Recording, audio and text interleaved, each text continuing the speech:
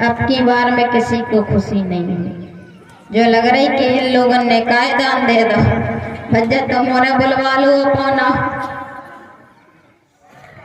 क्योंकि दान दी हुई चीज हमेशा बढ़ती है, घटती नहीं है कभी भी। और कान और नाक में गोबर भरने लगा और जैसे ही ये सपना देखा वो घबराकर जाग गया और घबराकर जागा। उसने कहा कि ठीक है, सपना है, अगर सच होता तो चले ही जाते। वो जैसे ही जागा दौड़कर अपने गुरुजी के पास गया और गुरुजी के पास कहा कि गुरुजी, मैंने आज रात्रि के समय ऐसा ऐसा सपना देखा। तब गुरुजी ने कहा, क्या तुमने कभी किसी को गोबर का दान दिया? तुमने किसी को क्या गोबर का दान दिया है? वह राजा बोला, हाँ महाराज, गुरुजी मुझसे एक गलती हो गई। एक दिन मेरा मन इतना खराब था, इतना क्रोध में था, क्या हुआ कि मैं प्रतिदिन आधे घंटे दान करता हूँ।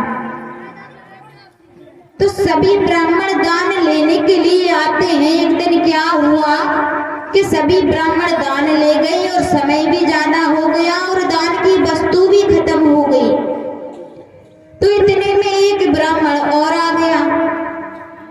अब मुझे क्रोध आया, मैंने कहा कि टाइम पर आते नहीं हो, तुम दान लेने के लायक ही नहीं हो। वहां पर गोबर डलाता तो मैंने कहा, महाराज आप ये ले जाओ, आप इसी के लायक हो। अब गुरुजी ने ध्यान लगाकर देखा तो वो इतना सा गोबर दिया था, उसके 7 पहाड़ हो गई। दान की हुई वस्तु बढ़ती है। आप ये ना सोचे कि हमारी जेब से 10 को चलोगा तो नुकसान हो जाएगा। तो एक बंडल आ जाता, वो बंडल को तुम फूकते और बंडल तुम्हें फूक दे। यही होता है उससे। आप सोचते हो कि हम बंडल को फूक रहे हैं, ये गलत फहमी में मत रहना, बंडल तुम्हें फूक रहा है। जब गुरुजी ने कहा कि बेटा राजा, उसके तो 7 पहाड़ हो गए हैं, बोले गुरुजी के चरणों में गिर गया, राजा महाराज कोई उपाय बताओ, नहीं तो हम मर ही जाएंगे। अब गुरुजी बोले कि तुमने जो दान दिया है, दान की हुई वस्तु बढ़ेगी, तुम्हारे नाम की है वो, तो तुम्हें गोबर खाना ही पड़ेगा। अब राजा कहे, नहीं नहीं गुरुजी कुछ उपाय बताओ, उपाय बताओ। तो गुरुजी ने पता है क्या उपाय बताया? गुरुजी ने ये उपाय बताया कि राजन, अगर तुम्हारे नगर में तुम्हारी बुराई करने वाले निंदक पैदा हो जाए, जितनी ज्यादा तुम्हारी बुराई होगी उतने ही आपके गोबर के पहाड़ खत्म होते चले जाएंगे। जो आपकी बुराई करेंगे वो फिर आपका जो पाप किया हुआ है, जो आपने गोबर दिया था, वो आधा उनको मिल जाएगा। और एक बात का विशेष हमेशा ध्यान रखना कि जो भगवान की पूजा पाठ करते हैं ना, उनकी जो लोग बुराई करते हैं ना, उन्हें जो उनकी बुराई करते हैं उनको पाप लगता है।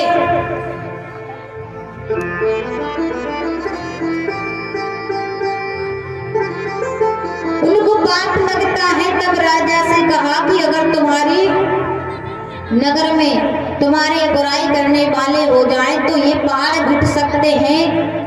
अब राजा बोले क्या करूं? तो गुरुजी ने उपाय बताया कि तुम एक सफाई कर्मी की एक लड़की को अपने पास रख लो, देखने दिखाने के लिए कुछ दिन बाद उसका आप विवाह कर देना। तो जो वहां के कर्मचारी थे, सफाई करने वाले, राजा ने उसकी लड़की को अपने घर में रख लिया। तो महाराज समझ लो निंदकों का क्या काम होता है। अरे वो राजा वाजा नहीं है, वो तो कुकर्मी है, उसकी लड़की को अपने घर में रखा है। तो क्या होता है, पड़ोस में फुसफुसाने की आवाज आने लगती है। अब एक दिन राजा फिर गया 10-15 दिन के बाद के महाराज देखो पहाड़ कितना कम हुआ। कहा महाराज अभी तो एक पहाड़ और बचा है, अभी तो 2 ही खत्म हुए। बोले अब क्या करूं? तब गुरुवर ने कहा कि अभी कुछ लोग ऐसे हैं राजा तुम्हारे नगर में कि उनको अभी विश्वास है तुम पर कि हमारा राजा गलत नहीं है। वो कुछ लोग बुराई नहीं कर रहे, तो कैसे भी करके कुछ भी करके हाँ हूँ नो नुकुर कछु करवाओ कि भी आपकी निंदा करने लगी तो ये पहाड़ खत्म हो जाएगा। तो राजन बोली अब मैं क्या करूं? तो कहते हैं गुरुजी कि एक दिन आप ऐसा करो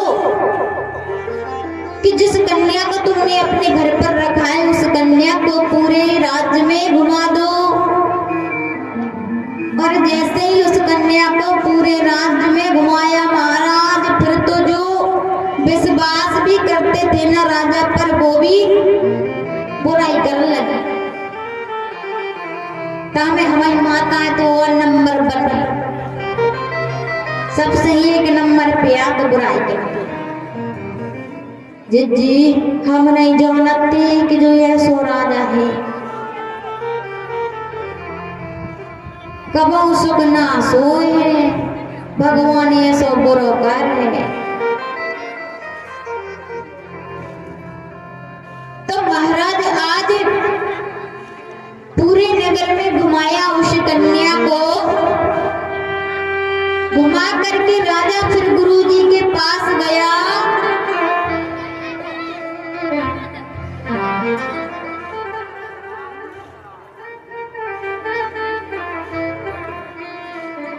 फिर गया जब गुरुजी के पास गया तो पूछा कि महाराज अब कितना रह गया?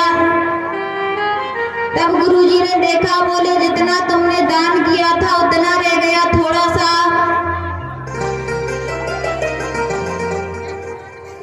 तब गुरुजी ने कहा कि अभी तुम्हारे नगर में एक व्यक्ति और है जो तुम्हारी बुराई नहीं कर रहा। अब गुरुजी बोले इसमें मैं कुछ नहीं कर सकता, आप कुछ भी करो। और उसके मुंह से हाँ हूँ कुछ भी कहलवा दो। अब राजा ने भेष धारण किया, साधारण से मनुष्य का भेष धारण किया और उस व्यक्ति के घर में गया। और जब उस व्यक्ति के घर में गया तो राजा ने कहा कि अरे भाई तुमने देखा नहीं अपने राजा क्या कर रहा है? आपने सुना नहीं कितनी चर्चा हो रही है गांव में राजा की? तो पता है वो व्यक्ति क्या बोला? वो व्यक्ति हाथ जोड़कर बोला, बोले उस गोबर को आप ही को खाना पड़ेगा, मैं नहीं खाऊंगा। इसीलिए कहते हैं कि दान की हुई वस्तु हमेशा बढ़ती है, कभी घटती नहीं है। और 2-4 रुपया अगर दान भी कर दोगे तो क्या हो जाएगा? तो महाराज आज श्री सुखदेव जी महाराज परीक्षित को कथा सुनाते हैं सूर्यवंश की।